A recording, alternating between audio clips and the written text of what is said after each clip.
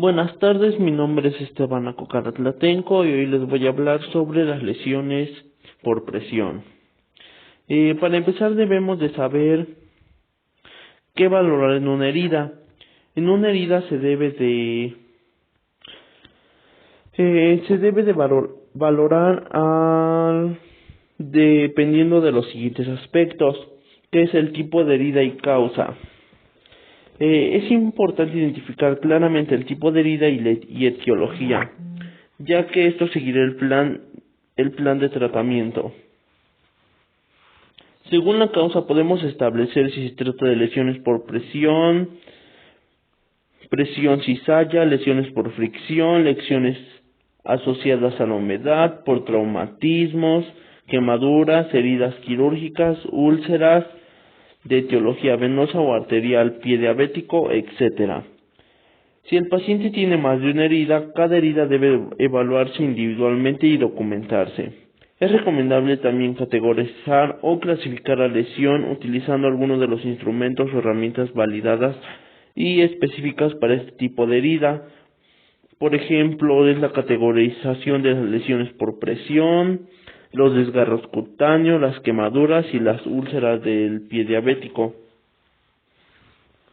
La localización anatómica. La ubicación de cada herida debe registrarse utilizando la terminología adecuada y anotando al lado correcto del cuerpo, considerando que el uso de un mapa corporal, si está disponible, puede ser útil para documentar gráficamente y con precisión a la localización anatómica. Dimensiones. Una de las formas más sencillas y básicas de medir una herida es con una regla graduada determinando la mayor longitud y anchura perpendiculares entre sí y multiplicar ambas medidas para calcular su superficie aproximada. En heridas con superficie superior a 10 centímetros cuadrados, este método puede sobreestimar el área, por lo que disponemos del método de Cuding, que añade un factor de corrector. El tejido del lecho. El lecho de la herida debe examinarse para determinar presencia, características y cantidad del tipo del tejido presente. El tejido necrótico.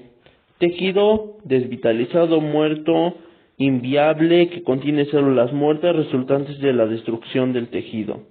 Tejido de granulación. Nuevo tejido colectivo formado en la superficie de la herida durante el proceso de cicatrización. Tejido epitelial. Tejido blanco, rosáceo, delicado y frágil, de aspecto fino y translúcido. Tejido de hipergranulación. Proliferación excesiva del tejido de granulación con textura suave de color rojo intenso, siendo friable en ocasiones. Retrasa la epitelización. Los bordes. La evaluación del borde de la herida puede proporcionar la información sobre la progresión de la misma y la eficacia del plan de tratamiento. El avance del borde epitelial se considera un indicador predictivo fiable de la cicatrización. Los bordes pueden presentarse normales o sanos, macerados, deshidratados, enrollados o engrosados.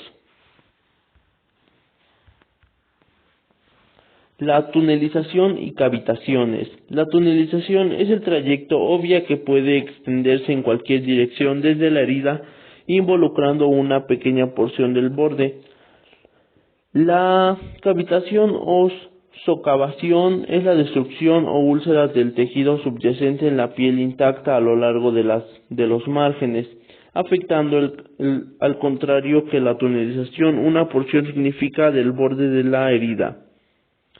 En ambos casos debe registrarse la ubicación, dirección y profundidad. El exudado. El exudado de la herida es la materia exudada compuesta de suero, fibrina y glóbulos blancos, que se escapan a una lesión superficial o área de inflamación. El cambio en su volumen o naturaleza proporciona información sobre el estado de cicatrización de la herida y puede indicar un aumento de la carga bacteriana.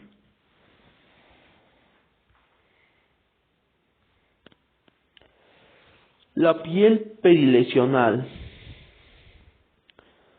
es el área alrededor de una herida que puede verse afectada por factores relacionados con la lesión y o patología subyacente.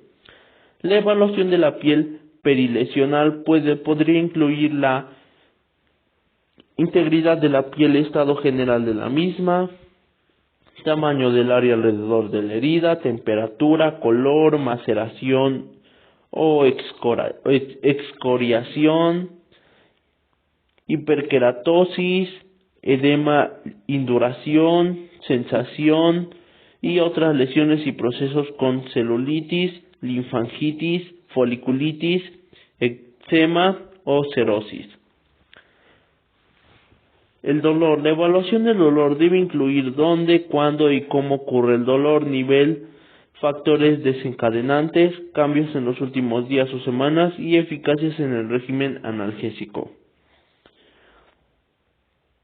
La valoración del dolor en la herida, tanto inicial como continua, debe considerar señales tanto verbales como no verbales, evaluando la etiología y presentación, las características del dolor, los factores que contribuyen al dolor y el impacto del dolor en la calidad de vida y el bienestar. La infección. La infección de la herida puede retrasar la cicatrización de la herida, por lo que debe controlarse para detectar signos tempranos de infección en cada cambio de apósito. Las infecciones en heridas agudas de individuos sanos se presentan con los signos y síntomas clásicos. Sin embargo, en individuos inmunocomprometidos, ancianos con ciertas patologías y con heridas crónicas, la detección temprana de una infección depende de los signos sutiles o ocultos de la infección.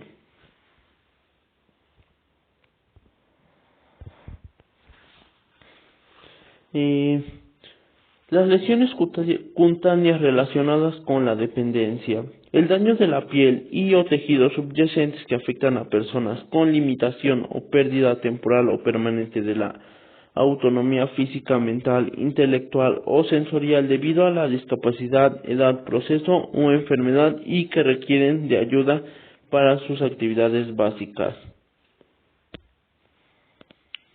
Las lesiones por presión son un problema tan antiguo como la propia humanidad que afecta y han afectado a todas las personas, sin distinción social, durante todos los periodos históricos.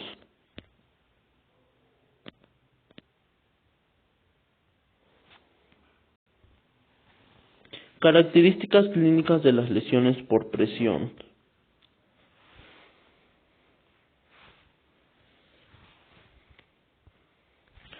Cuando el componente principal es solo la presión, se presentan como lesiones redondeadas u ovaladas situadas perpendicularmente sobre preeminencias óseas.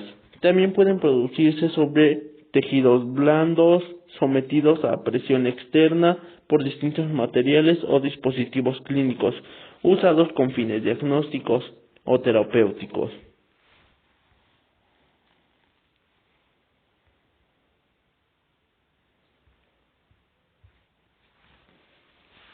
Algunos estudios recientes indican que un aumento en la frecuencia de aparición de este tipo de lesiones entre pacientes hospitalizados, sobre todo los ingresados en unidades de críticos, pueden afectar a la piel o membranas mucosas y se caracterizan por presentar la forma del dispositivo clínico.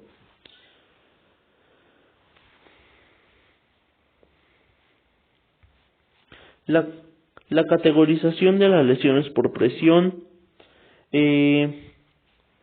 estas se van a categorizar en eritema no blanqueable, que es la piel intacta, con enrojecimiento, no blanqueable de un área localizada generalmente sobre una prominencia ósea, aunque también pueden aparecer sobre tejidos blandos sometidos a presión externa por diferentes materiales o dispositivos clínicos.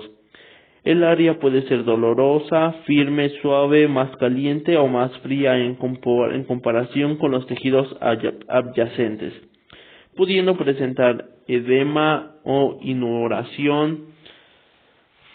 El enrojecimiento no blanqueable puede ser difícil de detectar en personas con tonos de piel oscura, por lo que es necesario valorar los cambios de temperatura, induración y edema de los tejidos. Su color puede diferir de la piel de los alrededores. Categoría 2. Úlcera de espesor parcial. Es la pérdida de espesor parcial de la dermis que se presenta como una úlcera abierta poco profunda, con un lecho de la herida normalmente rojo, rosado y sin presencia de esfacelos. La categoría 3. La pérdida total del grosor de la piel. Es la pérdida completa del tejido dérmico. La grasa subcutánea puede ser visible, pero los huesos y tendones o músculos no están expuestos. La cuarta categoría, la pérdida total del espesor de los tejidos. Pérdida total del espesor de los tejidos con hueso, tendón y músculo expuestos. Puede presentar esfacelos y o tejido necrótico. Es húmedo o seco. A menudo también presentan cavitaciones y o tunelizaciones. La profundidad de la úlcera por presión de categoría 4 también varía según la localización anatómica y el tejido subcutáneo que esta contenga. Las úlceras de categoría 4 pueden extenderse al músculo y estructuras de soporte, pudiendo darse con bastante frecuencia una osteomielitis o osteitis. El hueso o músculo expuesto es visible, directamente palpable.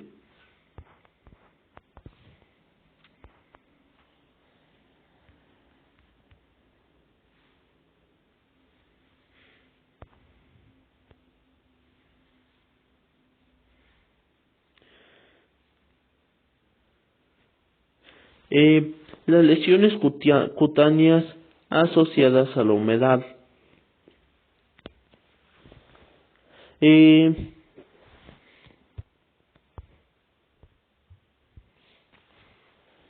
Las lesiones por humedad es el eritema y la herida de espesor parcial causada por la incontinencia urinaria o fecal, al exudado de las heridas, los efluentes del estómago o fístulas o la sudoración. Las lesiones cutáneas asociadas a la humedad habitualmente se presentan como una inflamación de la piel que pueden ocurrir sola o con la presencia de erosiones y o infecciones cutáneas secundarias. A menudo no se detectan hasta que aparece inflamación significativa, maceración o erosión de la piel. Son lesiones superficiales que se presentan generalmente en zonas sin preeminencias óseas, como los glúteos, los pliegues intermamarios, surco anal, etc.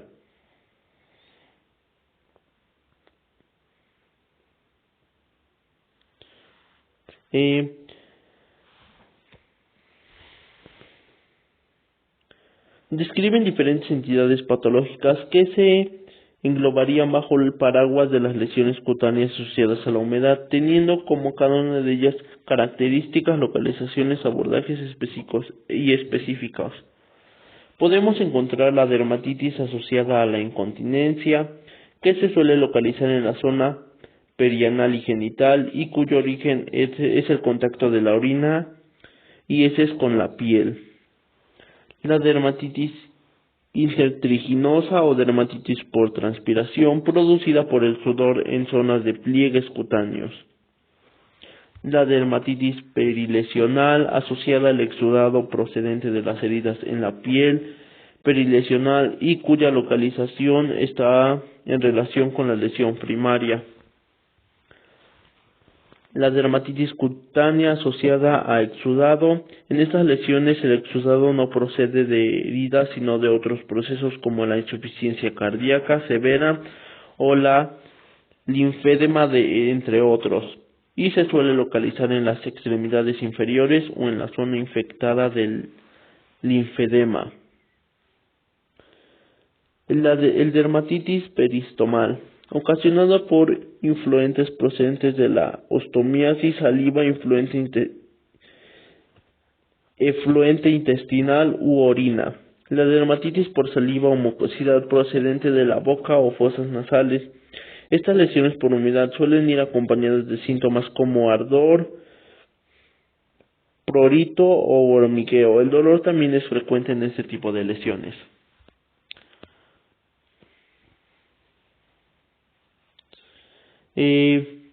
Estas lesiones se categorizan en dos partes, que es el eritema sin pérdida de la integridad cutánea, que la piel integra con enrojecimiento, que puede ser blanqueable de una área localizada, generalmente sometida a humedad. A su vez, y en función, el eritema puede clasificarse como 1A, leve moderado, piel rosada; 1B, intenso, piel rosada, oscuro o rojo. El eritema puede ser especialmente difícil de detectar en individuos con tonos de piel oscura, y la inflamación puede manifestarse con un color distinto de la piel de los alrededores. La categoría 2, el eritema con pérdida de la integridad cutánea. Pérdida parcial del espesor de la dermis, que se presenta como una lesión abierta poco profunda, con un lecho de la herida rojo rosado.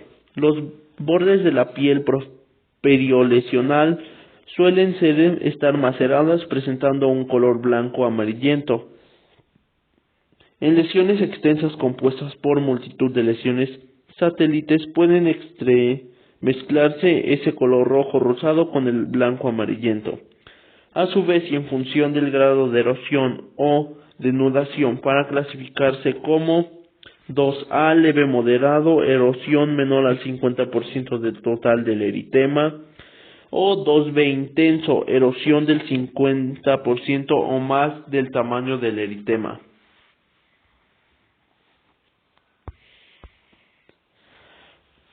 Las lesiones por roce o fricción se localizan en la piel, no suelen afectar a tejidos subyacentes. Es provocada por las fuerzas derivadas del roce, fricción entre la piel del paciente y otra superficie paralela, que en contacto con él se mueven ambas en sentido contrario. Las lesiones por roce o fricción habitualmente se presentan clínicamente de tres formas, como eritema de formas lineales que no palidece a la presión. En esta fase es difícil distinguirlas de las lesiones por presión, como flictena, vesícula o ampolla, en función del tamaño, que determina claramente que la lesión tiene por origen la fricción; y como úlcera, cuando se rompe la flictema dejando una lesión abierta con pérdida de sustancia. Las lesiones por roce o fricción, al igual que las lesiones por presión, son dolorosas y también suelen acompañarse de un ligero edema. Se categorizan en tres. Categoría 1, eritema sin flictena. Piel intacta con enrojecimiento no blanqueable de una área localizada, generalmente una zona sometida a fricción, donde el eritema presenta formas lineales siguiendo los planos de deslizamiento. El área puede ser dolorosa, estar más caliente en comparación con los tejidos adyacentes y puede presentarse edema. La categoría 2, presencia de flictena.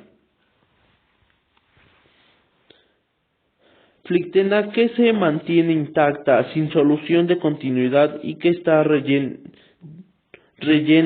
de suero o líquido claro, lo que indica solo lesión a nivel de epidermis o de la dermis superficial.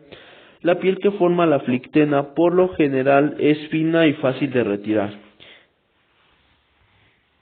Y la categoría 3, que es la lesión con pérdida de la integridad cutánea.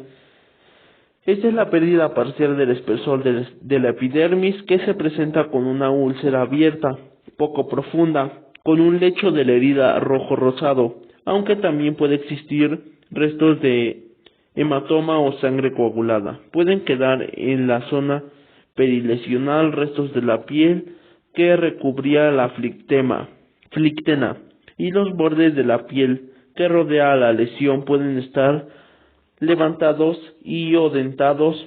En esta categoría pueden darse confusiones con otras lesiones, como las relacionadas con la humedad, la presión o las lesiones por adhesivos, excoriaciones o laceraciones.